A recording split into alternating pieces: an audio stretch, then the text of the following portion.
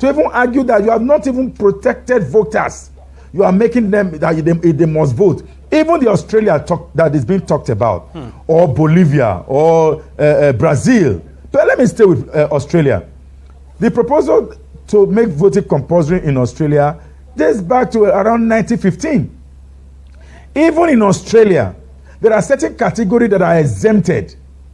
One, if you live about 500 meters away from your voting point, you can actually argue that you don't want to go and vote. It's far away.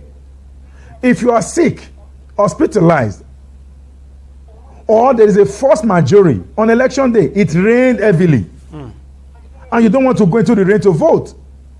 There are categories. Even the Australia had about 75% turnout of voters. Ghana does not have compulsory voting. The last election, they were even angry that its turnout nosedive, which amounted to about 60%. Before that time, in 2020 election in Ghana, it was 74%. No compulsory voting. It is a trust in the system that matter. Rwanda doesn't have compulsory voting. They are going about 94%. What Nigeria need to do is to build trust. First, trust. A situation in which you have to go and queue up to collect your PVC. Many people, maybe including people who are listening to me now, have their PVC, stock them in INEC offices because they don't have the energy to queue up and begin to mean. If you go to the point of collection of PVC, because INEC does not distribute, you have to come and collect. You have to sign one document. Now that INEC has proposed that the PVC, there will be no need to actually have that hard card PVC to come and vote, which is a very remarkable proposal going forward to try to increase voter turnout. Beyond that is early voting proposal. That there are category of us, including media organizations, military personnel involved in election day duty, who do not vote by circumstance because they play a role in the election. Early voting can cure that and increase the vote. Even though, early voting that happens before election, I may not support that. In Ghana has early voting proposal in their laws. But the early voters in Ghana 2024 election was insignificant. It was less than 1%, 0.0%. About 136,000 people registered to vote early in a population of 18-point-something million registered voters. So at the end of the day, what does Nigeria really need? One, clean up the system. Let our yes be yes and our no be no in the election. But let's avoid voter suppression. But let me ask you this: but can this compulsory voting can it make some difference? Can it make some difference in voter apathy? Is there a chance that it could actually lead to an increase in the number of people who would normally come out on election day to vote? Fantastic. So in Bolivia, evidence suggests that the introduction of compulsory voting increased the turnout.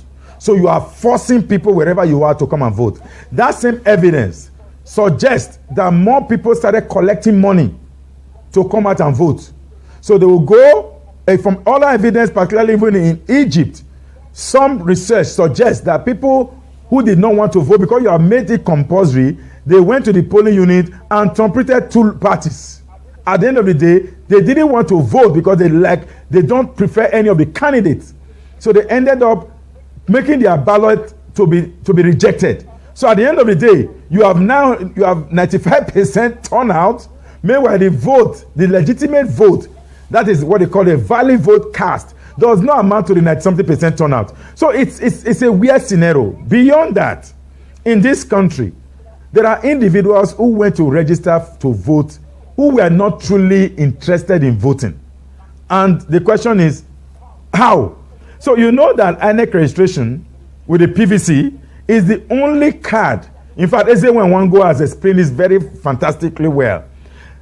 That card, that PVC card, is the only card that you obtain free and can be used authentically in any. You can present a PVC anywhere, including opening a bank account, including other things. The PVC is an acceptable card and is free. Is the only free card.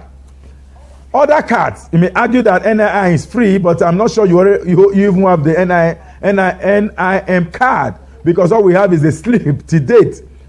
The international passport, you have to pay for it. Driver's license, you have to pay for it. So there's a huge number of people who have gone to register to vote because they needed a card for other exigency. On that note is on one side. Then there is another category of people. People have died. They are still on that ballot paper.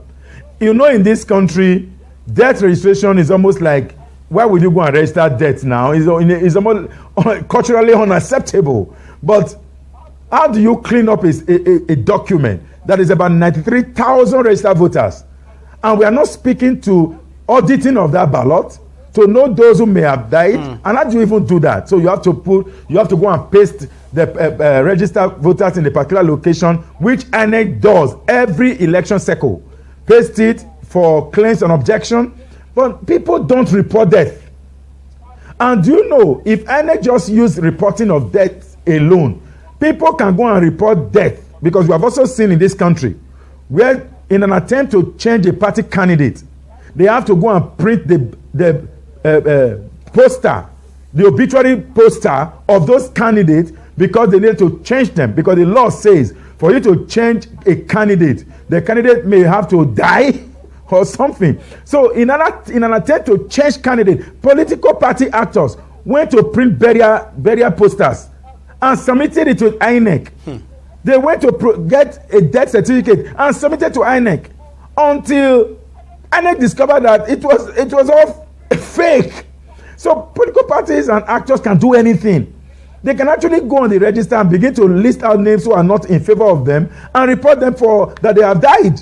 That's on one side. Truly, there are dead people in the register. And beyond that, in the era of Japa syndrome, how many Nigerians, doctors, teachers, artisans, many people who have fled this country who registered to vote, are you going to prosecute them in absentia? There's a number of things. In Australia, I actually felt bad when I see honorable members making assertion with Australia. Even when we make the US example, we are very careful.